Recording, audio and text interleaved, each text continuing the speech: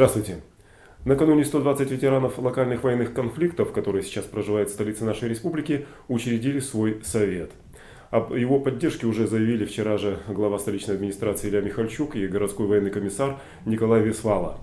Вчера они принимали членов совета. Об этом сразу после рассказа о наиболее значимых событиях дня. Здравствуйте. Одна из финалисток конкурса «Мисс Виртуальная Якутия» оказалась мужчиной.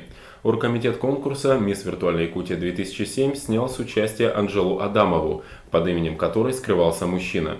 После интернет-голосования она заняла 9-е место и таким образом пробилась в заветную десятку финалисток.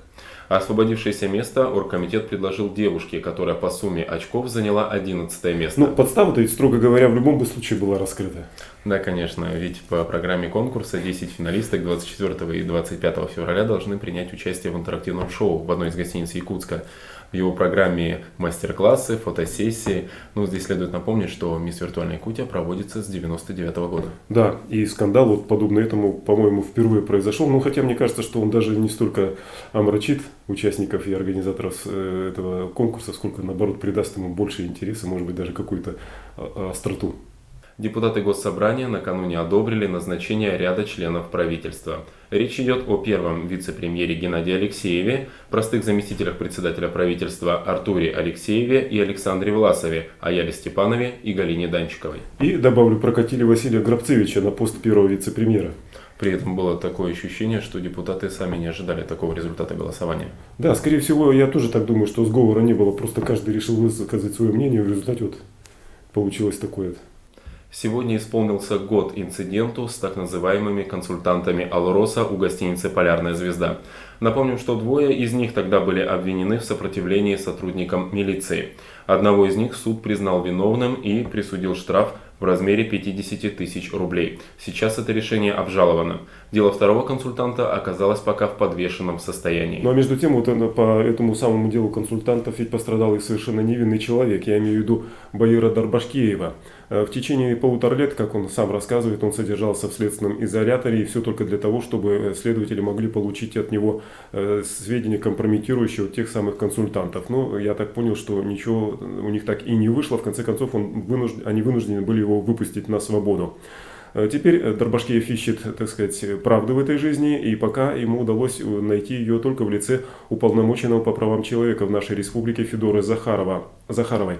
Она выдала заключение о том, что содержание Дарбашкеева под стражей было незаконным, и в этом виновны как работники прокуратуры, так и судьи, которые санкционировали содержание под стражей, а заодно и начальство следственного изолятора, которое, собственно говоря, нарушало действующее российское законодательство. Этим же своим заключением Федора Захарова признала законным совершенно и обоснованным намерение Баира Дарбашкеева получить моральное возмещение в связи с таким незаконным содержанием в тюрьме. В Якутске прошел конкурс красоты сотрудниц МЧС. Его победителем была признана Прасковья Неустроева. Неустроева работает главным специалистом управления гражданской защиты. Победа в этом конкурсе дает ей шанс представить якутское управление на окружном конкурсе МЧС в Хабаровске 26 февраля. Из 9 участниц еще 4 получили различные титулы: «Мисс Очарование», «Мисс Зрительских симпатий», «Первый» и «Второй вице-мисс». В течение 2 дней его участницы состязались в умении оказывать первую медицинскую помощь пострадавшим, сдавали теоретический экзамен, демонстрировали свои художественные таланты и визитки, а в заключение совершили дефиле в вечерних платьях. Итак, 120 ветеранов локальных военных конфликтов, которые сейчас проживают в столице нашей республики, решили учредить свой собственный городской совет ветеранов боевых действий. Вчера же они были приняты в мэрии столицы нашей республики, главой администрации и городским военным комиссаром.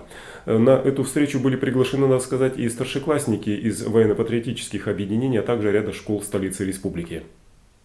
Воины афганцы, которые сегодня в мэрии собрались, действительно принесли неоценимый вклад в историю нашей Родины. Было суровое время, и по-разному можно относиться, но они выполнили свой интернациональный долг.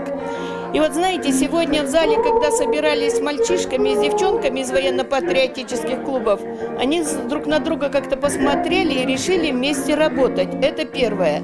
Уходят ветераны Второй мировой войны. Но ветераны боевых событий Афганистана, Чечни живут в нашем городе. И вот они решили работать еще ради того, чтобы в городе была интересная жизнь. Кроме того, решать свои вопросы и помогать вот нам по воспитанию наших ребятишек. Процентов 15-20 живут нормально, так сказать. Ведь нормально понятие относительно. Нормально это когда какой-то маленький, хоть бизнес есть. Так, в основном, вот так, у кого есть маленький бизнес, те не нуждаются. Что. Надо сказать, к сожалению, может быть, или к счастью, есть какие-то действительно устроились от и до.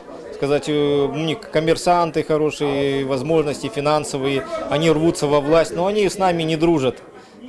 К сожалению. Вот. Они не интересуются, их не интересуют никакие программы, они все покупают, они говорят, мы все купим. А мы все купим, да. Я вот вспоминаю большие слова такие, «Брат» был фильм, там был спор, брат с братом спорил.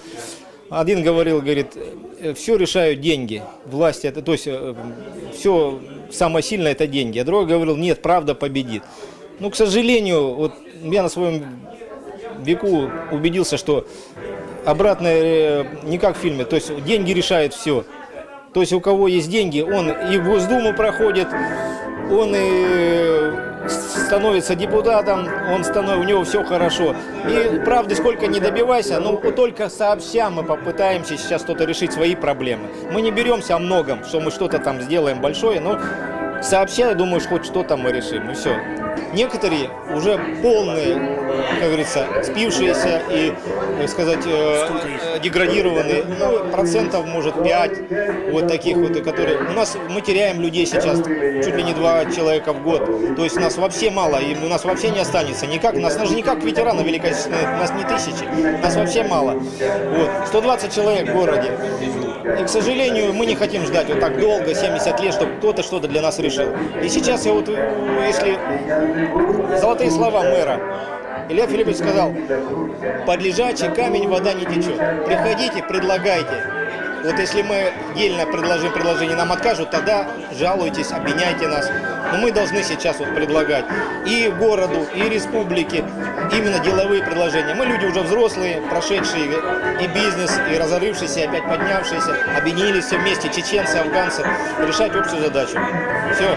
Не просим ни денег, ни что, просим такие решения, помощи, просто чтобы мы участвовали и решали эти программы сами. К сожалению, сейчас комсомола нет, который нас за уши тащил, и военно-патриотическая, а сейчас все ждут команды президента. Когда президент скажет, тогда нас помнят.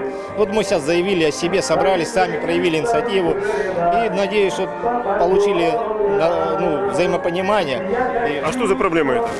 Проблемы, конечно, одни и те же у нас всегда. Это у нас говорят, у нас нету жилья, у нас не получает уже 15 дней. Так вы что, жилье просить будете? Нет, жилье нам никто не даст, это нереально. Нам сказали сейчас все, скажите Путину спасибо сейчас, все на конкурсной основе. Мы участвуете в конкурсе, мы в конкурсе никогда не победим, потому что у тех, у кого есть деньги, они всегда выиграют земельные участки. Мы хотим построить малоэтажное строительство для себя сами, своими руками, какими-то технологиями, кредитоваться ипотекой, что-то там через Москву. Главное, чтобы власть шла навстречу. А, например, вот участие власти в этих вопросах какое может быть? Конечно, выделение земли, я думаю. Это реальная программа какая-то малоэтажного строительства, жилья. Подобный совет ветеранов боевых действий на моей памяти в Якутске создается уже во 2-й раз. Первый раз он создался, если мне память не изменяет, даже еще когда военные действия в Афганистане не закончились. И тогда основные, в общем-то, усилия членов Совета были направлены на то, чтобы добиться от государственных органов исполнения государственных же гарантий перед афганцами. Делать это было достаточно сложно, вплоть до того, что первые годы афганской войны военные комиссары, впрочем, не только наши, но и по всему Советскому Союзу, как могли, скрывали даже факт существования таких вот государственных гарантий, решение, вернее, сказать о нем.